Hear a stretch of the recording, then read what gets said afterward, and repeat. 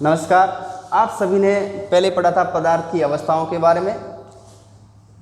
जो पदार्थ की पहली अवस्था थी ठोस, द्रव और गैस, उन अवस्थाओं को पदार्थ की भौतिक आधार पर बांटा गया था कि पदार्थों को भौतिक आधार पर कितने भागों में बांटा हुआ है।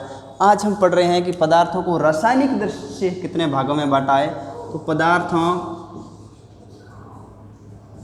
रासायनिक दृष्टि से पदार्थों की कितने टाइप्स है उनके बारे में पढ़ेंगे। जैसा कि पदार्थ की परिभाषा आपने पहले पढ़ी थी, ठोस, द्रव, गैस के बारे में पढ़ा था। रासायनिक दृष्टि से भी देखें तो जो पदार्थ है वो 3 प्रकार के होते हैं। सबसे पहला है तत्व, दूसरा है यौगिक और है मिश्रण। ये जो टॉपिक है क्लास 10th और 9th दोनों के लिए इम्पोर्टेंट है। 9th का दूसरा पार्ट है और बाकी के उनके भी आगे तत्वों के बारे में पूरा दिया हुआ है, आवर्त सारणी दी हुई है। अब इसमें मेन बात यह है कि पदार्थ क्या, 9th के अंदर टॉपिक दिया हुआ है कि हमारे आसपास के पदार्थ क्या शुद्ध है। हालांकि पदार्थ शुद्ध तो वही होता है जिनमें केवल कोई एक ही मटेरियल हो, एक ही तत्व हो, तो वो शुद्ध माना जाता है, अन्यथा उसको शुद्ध आप नहीं मान सकते। जैसे कि मान लो दूध की भी बात करें तो दूध के अंदर प्रोटीन होता है, प्रोटीन के अंदर कार्बन होता है, हाइड्रोजन होता है, ऑक्सीजन होता है, नाइट्रोजन होता है। तो जब ज़्यादा आ गए तो वो शुद्ध नहीं कह सकते हम उसको, साइंस की भाषा में वो शुद्ध नहीं है। तो ये तत्व और यौगिक, हालांकि यौगिक और तत्व इन दोनों को शुद्ध माना हुआ है और जो मिश्रण है इनको अशुद्ध माना हुआ है, क्योंकि मिश्रण के अंदर 2 या 2 से अधिक ज़्यादा मटेरियल हो जाते हैं तो उनको मिश्रण को अशुद्ध मानते हैं। बाकी तत्व और यौगिक जो है वो एकदम शुद्ध मानते हैं इनको। तो हम सबसे पहले बात करते हैं कि तत्व क्या है। इंग्लिश में एलिमेंट्स बोलते हैं। खूब सारे तत्वों की खोज हो चुकी है। कक्षा 10 के अंदर एक आवर्त सारणी करके टेबल दी हुई है, उस टेबल के अंदर कम से कम 118 तत्व आपको मिलेंगे। तो इन तत्वों के बारे में पढ़ेंगे कि तत्व क्या है।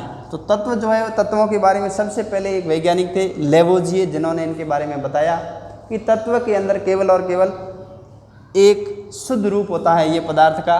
तो तत्व के अंदर अन्य कोई मिश्रण सामग्री साथ में नहीं होती। तत्वों को 3 तरीके से बांटा हुआ है, धातु, अधातु और उपधातु। जो तत्व है 118 तत्व है, उन सभी तत्वों को अलग अलग भागों में बांटा हुआ है। इनमें से कुछ धातुएं होती है, सभी जानते हो धातुओं के बारे में, लेकिन उनके बारे में अधिक जानकारी आपको प्राप्त नहीं हो। अधातु और कुछ जो होते हैं जिनको उपधातु के अंदर बांटा हुआ है। सबसे पहले बात करते हैं कि धातु किनको बोलते हैं या उनको धातु क्यों बोलते हैं। तो धातुओं की कुछ ऐसे उनके अंदर विशिष्ट गुण हैं जिन्हीं कारण उनको धातु कहा जाता है। अब धातुओं में क्या है, आपने क्लास 8th में भी पढ़ा था, धातुएं जो होती है ठोस होती है। अब हालांकि कुछ अपवाद स्वरूप है, उनको हम अलग देखेंगे। धातुएं जो होती है ज़्यादातर क्या होगी, ठोस होगी और कठोर होगी, यानी आप इनको दबा नहीं सकते। ठोस क्या होते हैं उनके बारे में भी आप पहले ही जान चुके हो। तो ठोस होगी और कठोर होगी। दूसरा जो इनका गुण है, जो धातुएं होती है वो चमकीली होती है, यानी धातुएं जितनी भी होगी वो चमक उत्पन्न करती है। तो चमक देख करके आप बता सकते हैं कि ये धातु है। इनके साथ धातुएं विद्युत की सुचालक होती है। धातुएं विद्युत की सुचालक से आप जानते होंगे कि इनके अंदर विद्युत का प्रवाह एक सिरे से दूसरे सिरे की ओर हो जाता है, तो ये विद्युत की सुचालक है। और धातुओं के गुण हैं तन्यता, ये भी क्लास 8th में भी पढ़ा था आपने, 10th वालों को भी पढ़ना है। तन्यता होती है कि धातुओं को आप पतले तार के रूप में इनको आप बना सकते हो। तो ये धातुएं, तन्यता का गुण भी इनके अंदर होता है। इनके अलावा धातुओं के अंदर एक और गुण है आघातवर्ध्यता।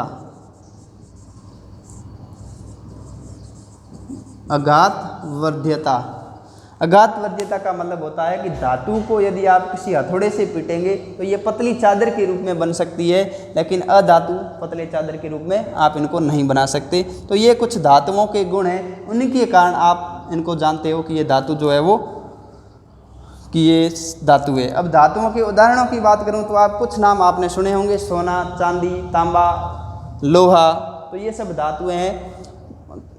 60-70 करीबन धातुएं हैं। इनमें से आपको कई नाम आपको याद रखने हैं क्लास 9th वालों के लिए कि धातुओं के उदाहरण कौन से हैं। अब धातुओं के उदाहरण भी याद होंगे, अधातुओं के भी होंगे और उपधातुओं के होंगे, तो आप तत्वों के उदाहरण तो आसानी से लिख सकते हैं कि तत्वों के अंदर यानी धातुओं वाले अधातु और उपधातु सभी के सभी उदाहरण आप तत्वों के अंदर लिख सकते हैं। अब दूसरी बात करते हैं अधातु के बारे में। तो जो अधातु है वो इनके विपरीत होंगे। अधिकतर जो अधातु होती है वो गैस होती है। इनके अलावा ये कठोर नहीं होगी, ये गैस होगी, चमकदार नहीं होगी, यानी इनके विपरीत प्रकार के गुण इनके अंदर पाए जाते हैं। विद्युत की कुचालक होगी, इनके अंदर तन्यता नहीं होगी, इनके अंदर आघातवर्ध्यता नहीं होती है। तो इनके जो धातुओं के विपरीत गुण वाले होते हैं वो सभी के सभी अधातु होते हैं। और उदाहरण के रूप में यदि बात करें तो आपने नाइट्रोजन सुना होगा, ऑक्सीजन सुना होगा, तो ये सब अधातुओं के उदाहरण हैं, क्योंकि नाइट्रोजन भी गैस है, ऑक्सीजन भी गैस है। लेकिन कार्बन डाइऑक्साइड को आप अधातु नहीं कह सकते, क्योंकि कार्बन डाइऑक्साइड कार्बन और ऑक्सीजन से मिलकर बनी हुई, और तत्व क्या होते हैं, सिर्फ एक ही पदार्थ उसके अंदर ये है वो होना चाहिए, दूसरा नहीं होना चाहिए। उपधातु किनको कहेंगे, यानी कुछ ऐसे भी होते हैं जिनके अंदर धातुओं के गुण भी पाए जाते हैं और साथ में अधातुओं के गुण भी पाए जाते हैं। तो इन दोनों के संयुक्त गुणों के कारण ही कुछ ऐसे पदार्थ हैं दोनों के गुणों के हैं, इसीलिए उनको उपधातु बोलते हैं। ये ज़्यादा नहीं होती, 5-7 ये सिलिकॉन, जर्मेनियम, ये आप इनके नाम उदाहरण के रूप में याद रख सकते हैं। जर्मेनियम है, सिलिकॉन है, तो ये है उपधातु है। तो पदार्थ का पहला जो रूप है रासायनिक दृष्टि से जो है वो तत्व है। तत्व के अंदर धातु, अधातु और उपधातु के अंदर बांटा हुआ है। 10वीं के अंदर इनको विस्तृत रूप से पढ़ेंगे, क्लास 9th में इतना शॉर्ट दिया हुआ है। इनको विस्तृत के लिए अलग से एक वीडियो बनाएंगे धातुओं का, उनमें बताएंगे। दूसरी बात आती है यौगिक। अब यौगिक किनको कहेंगे, 2 या 2 से अधिक तत्व एक निश्चित अनुपात में मिले हुए हो तो उसको यौगिक बोलते हैं। इनके अंदर ये शर्त जरूरी है कि 2 या 2 से अधिक हो, लेकिन इनका जो अनुपात है वो हमेशा क्या होना चाहिए, निश्चित होना चाहिए। जैसे कि हम बात करें H2O, ये पानी है। H2O के अंदर एक तो हाइड्रोजन है और एक ऑक्सीजन है। हाइड्रोजन 2 है, ऑक्सीजन 1 है, अर्थात इनका जो अनुपात है वो 2:1 है। अब आप भले गिलास भर के पानी लो चाहे बाल्टी भर के पानी लो, उनके अंदर H2O का जो अनुपात है वो हमेशा 2:1 ही रहेगा, कम या ज़्यादा नहीं होगा। तो यानी 2 या 2 से अधिक तत्व जिनका अनुपात निश्चित हो उनको बोलते हैं यौगिक। अब यौगिकों के अंदर आप खूब सारे उदाहरण भी याद रख सकते हैं, जैसे कि शक्कर है, जल है या दूध है, ये सब इन्हीं के उदाहरण हैं। नमक है। यौगिकों को भी 2 भागों में बांटा हुआ है, कार्बनिक और अकार्बनिक। यानी ऐसे यौगिक जिनके अंदर केवल और केवल कार्बन पाया जाता है उनको कार्बनिक बोलते हैं, और दूसरे ऐसे यौगिक जो अकार्बनिक रूप के हैं, जैसे कि मान लो मैं बात करूं नमक, तो इनके अंदर NaCl है, H2O, अब इनके अंदर कार्बन नहीं है, एक तो सोडियम है एक क्लोरीन है, इनके अंदर हाइड्रोजन और ऑक्सीजन है। तो जिनके अंदर कार्बन नहीं पाया जाता है उनको अकार्बनिक बोलते हैं। हालांकि कार्बनिक की संख्या ज़्यादा होती है, खूब सारे तत्व होते हैं, ये पदार्थ होते हैं, यौगिक होते हैं जो इनके अंदर कार्बनिक या कार्बन पाया जाता है। जैसे कि आप बात करें शक्कर, प्रोटीन के जितने भी मटेरियल लेंगे, दूध दिखने में सफ़ेद है लेकिन दूध के अंदर भी प्रोटीन होता है, प्रोटीन के अंदर कार्बन, हाइड्रोजन, ऑक्सीजन, नाइट्रोजन ये पाए जाते हैं। तो जिनके अंदर कार्बन की मात्रा आ जाती है तो वो कार्बनिक, और जिनके अंदर कार्बन नहीं होता है वो अकार्बनिक। तो ये यौगिकों के 2 प्रकार हैं। तीसरी जो प्रकार है वो है मिश्रण।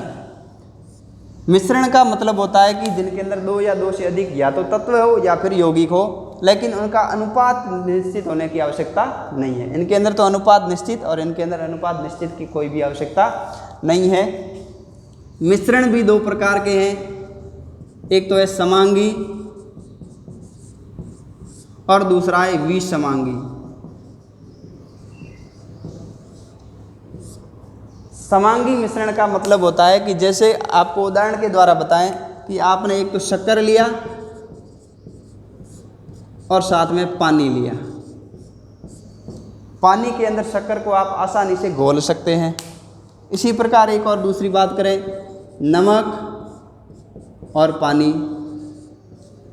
इधर यदि विषमांगी जो मिश्रण बन रहा है उनके अंदर भी हम बात करें, दो आपको उदाहरण बताते हैं। केरोसिन और पानी, रेत प्लस पानी। अब शक्कर भी यौगिक है, पानी भी यौगिक है, नमक पानी ये सब यौगिक है।